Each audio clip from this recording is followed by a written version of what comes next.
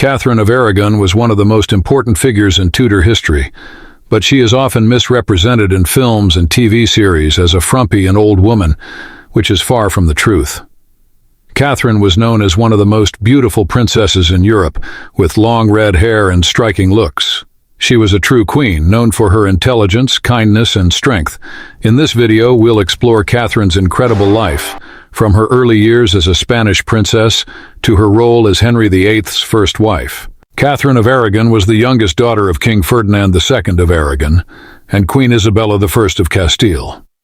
Her parents' marriage united Spain into one powerful kingdom, and they were the monarchs who famously sponsored Christopher Columbus's voyages to the New World. Raised in a deeply religious and highly educated household, Catherine studied Latin, theology, and the arts, preparing her for the influential role she would play in European history. At just 3 years old, Catherine was betrothed to Prince Arthur, the eldest son of England's King Henry VII, to strengthen the alliance between Spain and England.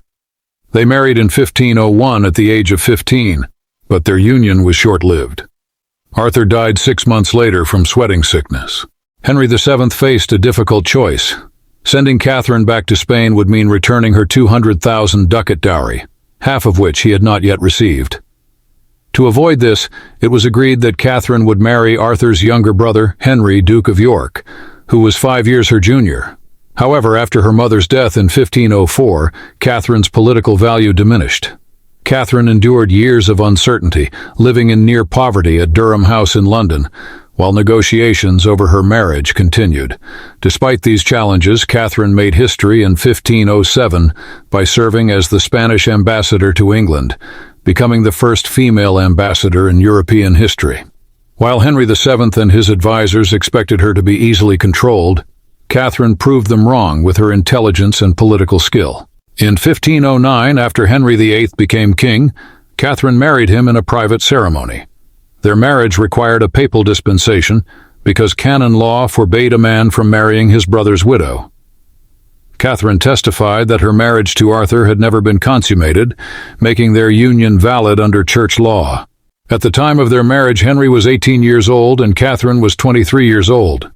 Initially, their marriage flourished.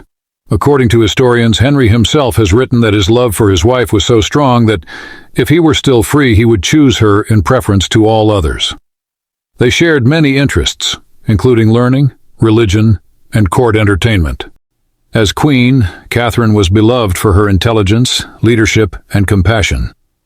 She supported scholars like Erasmus of Rotterdam and Thomas More, and commissioned the education of a Christian woman by Juan Luis Vives.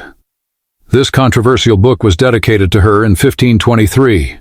Catherine also initiated programs to aid the poor and famously saved the lives of rebels involved in the evil May Day riots by appealing for mercy on behalf of their families. In 1513, while Henry campaigned in France, Catherine served as Regent of England. When Scotland invaded, she ordered Thomas Lovell to raise an army, and despite being heavily pregnant, rode north in full armor to address the troops. After England's victory at the Battle of Flodden, Catherine sent Henry a piece of King James IV's bloodied coat as proof of Scotland's defeat. Catherine and Henry's marriage faced heartbreak. She became pregnant 6 times, but only one child, Mary I, survived. The lack of a male heir put great strain on their relationship. By the 1520s, Henry had fallen in love with Anne Boleyn, one of Catherine's ladies-in-waiting. Anne refused to become Henry's mistress and insisted on marriage. This deepened Henry's desire to annul his marriage to Catherine, which he justified by claiming it was invalid due to her previous marriage to Arthur. Catherine refused to agree, standing firm as Henry's lawful wife.